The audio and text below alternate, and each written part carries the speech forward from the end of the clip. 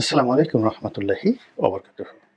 সম্মানিত দর্শক, বাংলাদেশ নিয়ে দিল্লির যে চক্রান্ত, এটি এখন একেবারে চূড়ান্ত পর্যায়ে। তারা এই ভূখণ্ডের উপর যেভাবে আধিপত্য বিস্তার করার জন্য মাস্টার প্ল্যান করেছিল এবং তাদের একটা দাবিদার সরকার সবসময় এখানে প্রতিষ্ঠিত করার যে চেষ্টা করেছিল তারা অতীতকালে, সেই সিদ্ধান্ত থেকে তারা বের হয়ে গিয়েছে। এর কারণ হলো স্বাধীনতার পর বারবার তারা ধরা খেয়েছে। যেমন ১৯৭১ সনে যে মুক্তিযুদ্ধ হলো, এখানে ভারতের যে অংশগ্রহণ এবং সৈন্য সমাবেশ, এটি নিয়ে জেনারেল আরোরা এবং জেনারেল মানেক্সট, যিনি তৎকালীন সেনাপ্রধান ছিলেন, তাদের সাম্প্রতিক কিছু সাক্ষাৎকার এবং কথাবার্তা একেবারে সামনে চলে এসেছে। প্রথম ঘটনা হলো যে ইন্দিরা গান্ধী এখানে সৈন্য সমাবেশ করেছিলেন মূলত বাংলাদেশকে দখল করার জন্য, বাংলাদেশকে স্বাধীনতা দেওয়ার জন্য নয়। এবং এই বিষয়টি জেনারেল মানেক্সট, যিনি সেনাপ্রধান ছিলেন, বুঝতে পারেননি। তো যখন স্বাধীন হয়ে গেল বাংলাদেশ, এবং তখন জেনারেল মানেকশের সঙ্গে ইন্দিরা গান্ধীর যাকে বলা হয় রীতিমতো বাকবিতণ্ডা শুরু হয়ে গেল। এবং তিনি বললেন যে একটা বাংলাদেশকে আপনি স্বাধীন করে দিলেন। তো এই যে তার এই বক্তব্য ওনার নিজের মুখের বলা, সাক্ষাৎকারে বলে, এবং ওনাকে নিয়ে অতি সম্প্রতি খুব একটি নামকরা বায়োপিক হয়েছে, সেখানে আপনারা দেখে নিতে পারেন। দ্বিতীয়ত, যখন বাংলাদেশ স্বাধীন হলো তখন দুটো সমস্যা দেখা দিল।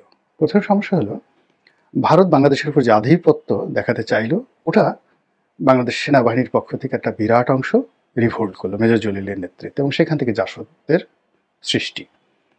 দ্বিতীয় যে ঘটনাটা ঘটলো বঙ্গবন্ধু আসার পর, 10ই জানুয়ারিতে বঙ্গবন্ধু আসার পর, অর্থাৎ 16 ডিসেম্বর থেকে 10ই জানুয়ারি, এই সময়টিতে সেন্ট্রাল ব্যাংকের অর্থ, টাকা, কড়ি, সোনা দানা এবং বাংলাদেশ মিলিটারির বা পাকিস্তান মিলিটারির যে এই অংশের যে সকল সামরিক অস্ত্রশস্ত্র ছিল, সব ভারত কবজা করে নিয়ে গেছে।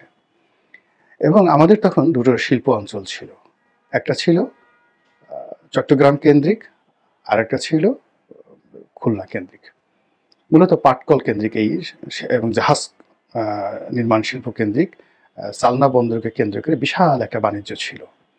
আর ঢাকাতে তখন আসলে তেজগাঁতে এখানে ছোট ছোট শিল্প কলকারখানাগুলো ছিল।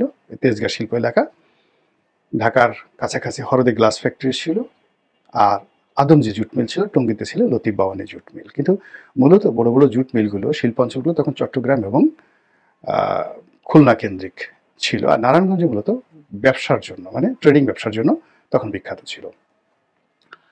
তো ভারতীয় সেনাবাহিনীর যারা কর্তা ব্যক্তি ছিল, তারা এই ডিসেম্বরের 16 তারিখ থেকে বঙ্গবন্ধুর ফিরে আসা পর্যন্ত এই সময়টিতে এমন কিছু কর্মকাণ্ড ঘটায়, যেটা নিয়ে এই মেজর জলিলদের মতো দেশপ্রেমিক যারা সৈন্যবাহিনী, তারা ভারতীয় আর্মির সঙ্গে সরাসরি কনফ্রন্টেশনে যেতে বাধ্য হয়। এটি ভারত স্বাভাবিকভাবে নেয়নি।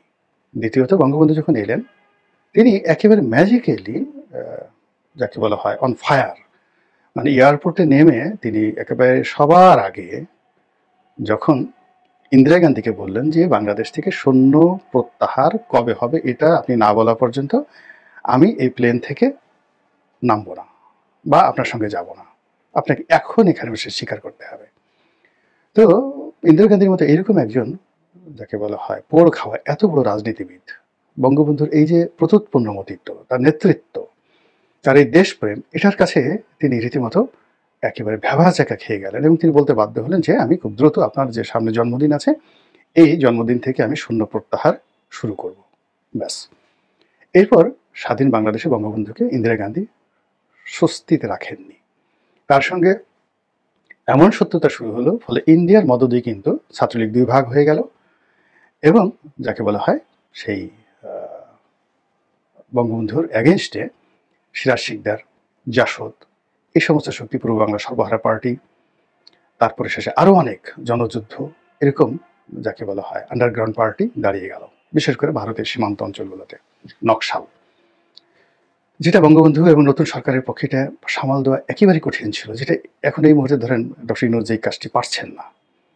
তো যা হোক, ভারত চক্রান্ত করলো বঙ্গবন্ধুকে সরিয়ে দেওয়ার জন্য, এবং সেটা তারা সফল হলো। এবং পরবর্তীতে যারাই ক্ষমতায় এসেছেন তারা প্রকারান্তে ভারতের দাসত্ব করে আনুগত্য করে এবং একে অপরের সাথে পাল্লা দিয়ে কে কত বড় দাস বা দাসী হতে পারে এটার পরকাশটা না দেখে কেউ ক্ষমতায় যেতেও পারেনি, থাকতেও পারেনি। এটি হলো নির্মম বাস্তবতা। এবং তার সর্বশেষ বলি শেখ হাসিনা, অর্থাৎ তিনি ক্ষমতায় এসেছিলেন দস্তখত দিয়ে, ক্ষমতায় থেকেছেন দাসত্বের অঙ্গীকার করে, আর প্রতিটি মুহূর্তে চেষ্টা করেছেন দাসত্বের শৃঙ্খল ভেঙে ফেলার জন্য।